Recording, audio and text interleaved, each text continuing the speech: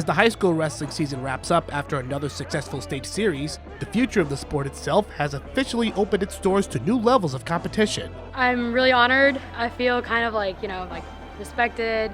It was really exciting too. On February 12th, 2022, Naperville Central, along with 4 other high schools across the state of Illinois, were the sites of a historic weekend for the IHSA. For the first time ever, the IHSA held the Girls Wrestling State Series, with female wrestlers finally earning a chance to bring home state hardware.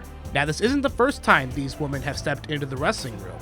In fact, many wrestling teams were fortunate enough to have a lady grappler or two with the guys over the years. Some wrestling coaches will also take the time to start local wrestling clubs just for the girls themselves, in addition to co-ed clubs. Girls wrestling has been rapidly expanding at both the youth and even the collegiate levels in recent years. Even locally, North Central College began its first women's wrestling program in November of 2019 and now fields as one of the strongest teams in the country.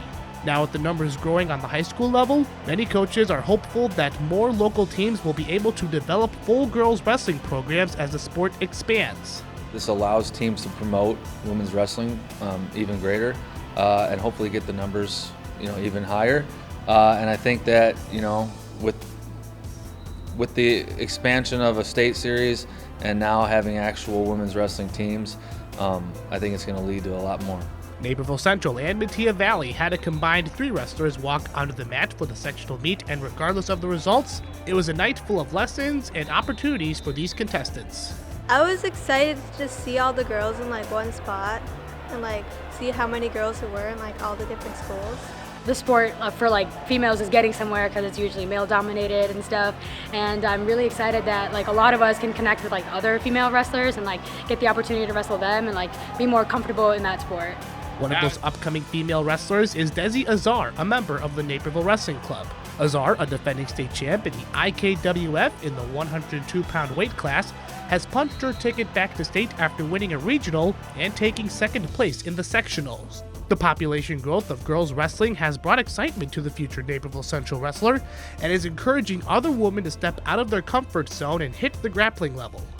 Let's encourage girls because there's not a lot of girls in this state, and I just want them to show boys that girls can do just like how boys can, but even better.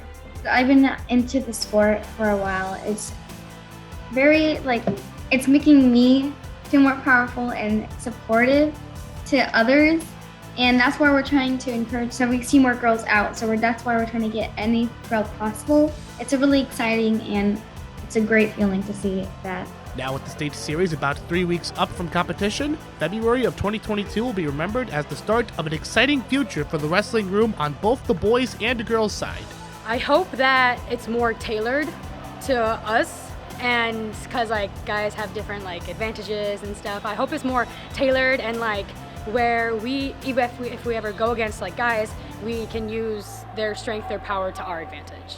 And with women's wrestling becoming so popular from young girls all the way up through college wrestling now, a lot of teams are starting college wrestling teams. I think it's important for them to have their own state series. I think it's important for them to have every opportunity that anybody else would have in the sport. For Naperville Sports Weekly, I'm Patrick Cotto.